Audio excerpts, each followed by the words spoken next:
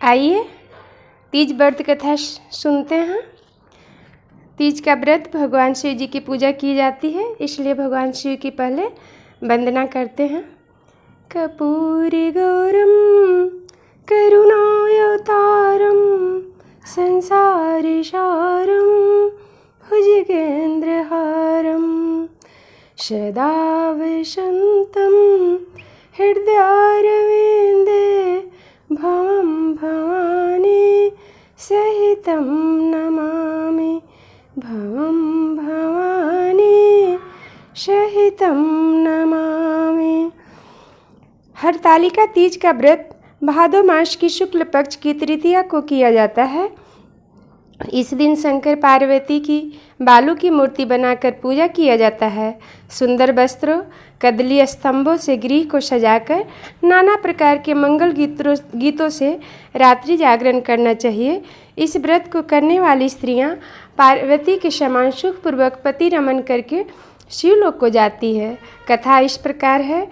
इस व्रत के महात्म की कथा भगवान शंकर ने माता पार्वती को उनके पूर्व जन्म का स्मरण कराने हेतु इस प्रकार कही थी। एक बार तुमने हिमालय पर गंगा तट पर अपनी बाल्यावस्था में 12 वर्ष की आयु में अधोमुखी होकर घोर तप किया था।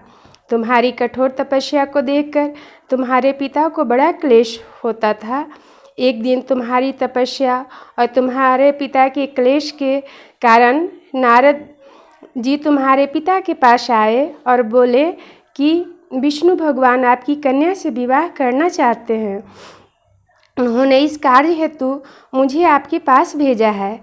तुम्हारे पिता ने विष्णु जी के प्रस्ताव को सहर्ष स्वीकार कर लिया। इसके बाद नारद जी ने विष्णु जी के पास जाकर कहा कि हिमालय राज अपनी पुत्री सती का विवाह आपसे करना चाहते हैं। विष्णु जी भी तुम्हारे विवाह करने को राजी हो गए। नारद जी के जाने के बाद तुम्हारे पिता ने तुमसे बताया कि तुम्हारा विवाह विष्णु जी से तय कर दिए हैं। यह अनहोनी बात सुनकर तुम्हें अत्यंत दुख हुआ और तुम जोर जोर से विलाप करने लगी। एक अतरंग सखी के द्वारा विलाप का कारण पूछने पर तुमने सारा वृत्तांत सखी को बता दिया। मैं शंकर भगवान से विवाह के लिए कठोर तप कर रही हूँ। उधर हमारे पिताश्री विष्णु जी के साथ मेरा संबंध करना चाहते हैं। क्या तुम मेरी सहायता करोगी? नहीं तो मैं प्राण त्याग दूंगी। तुम्हारी सखी बड़ी दूरदर्शी थी। वह तुम्हें एक घनघोर जंगल में ले गई। उधर तुम्हारे पिता तुम्हें घर में न पाकर बहुत चिंतित हुए।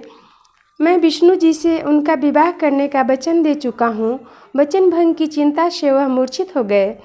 उधर तुम्हारी खोज होती रही और तुम अपनी सहेली के साथ नदी के तट पर एक गुफा में मेरी तपस्या करने में लीन हो गई। भादो मास शुक्ल की तृतीया को हस्त नक्षत्र में तुमने रेत का शिवलिंग स्थापित करके व्रत किया और पूजन तथा रात्रि जागरण भी किया। तुम्हारे इस कठिन तप व्रत से मेरा आसन डोलने लगा। मेरी समाधि टूट गई। मैं तुरंत तुम्हारे पास पहुंचा और वर मांगने का आदेश दिया। तुम्हारी मांग तथा इच्छा अनुसार तुम्हें मुझे अर्धाग्नि के रूप में स्वीकार करना पड़ा। तुम्हें वरदान देकर मैं कैलाश पर्वत पर चला गया।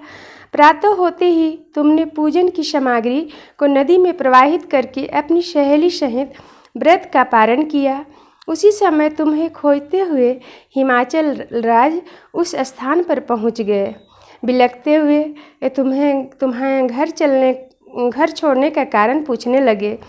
तब तुमने उन्हें बताया कि मैं शंकर भगवान को पति रूप में वरण कर चुकी हूँ, परंतु आप मेरा विवाह विष्णु जी से करना चाहते थे, इसलिए मुझे घर छोड़कर आना पड़ा। अब मैं आपके साथ घर इसी शर्त पर चल सकती हूँ कि आप मेरा विवाह विष्णु जी से न करके भगवान शिव से करेंगे। गिरिराज तुम्हारी बात मान गए और शास्त्रोक्त विधि द्वारा हम दोनों का विवाह के बंधन में बांध दिए। इस व्रत को हरतालिका इसलिए कहते हैं कि पार्वती की सखी उसे पिता के घर से हर कर घनघोर जंगल में ले गई थी। हरत यानी हरण करना, आलिका अर्थात सखी, सहेली, हरतालिका, हरत प्लस आलिका। शंकर जी ने पार्वती जी से यह भी बताया कि जो स्त्री इस व्रत को प्रेम श्रद्धा से करेंगी उसे तुम्हारे समान ही अचल सुहाग प्राप्त होता है। इस व्रत को निर्जला ही रखना चाहिए। किसी की तबीयत खराब हो या कोई परेशानी हो तो फलाहार वगैरह ले सकते हैं। आइए भगवान जी की छोटी सी आरती करते हैं, नहीं तो वीडियो बहुत लंबी हो जाएगी।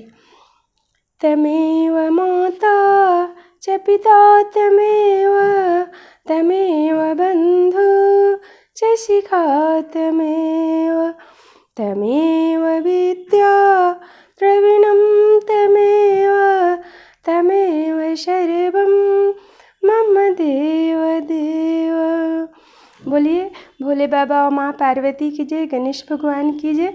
जो लोग इस कथा को सुन रहे होंगे या इस वीडियो को देख रहे होंगे, अगर सब्सक्राइब नहीं किए होंगे तो सब्सक्राइब कर दीजिएगा, लाइक कीजिएगा और बताइएगा कि वीडियो कैसी लगी।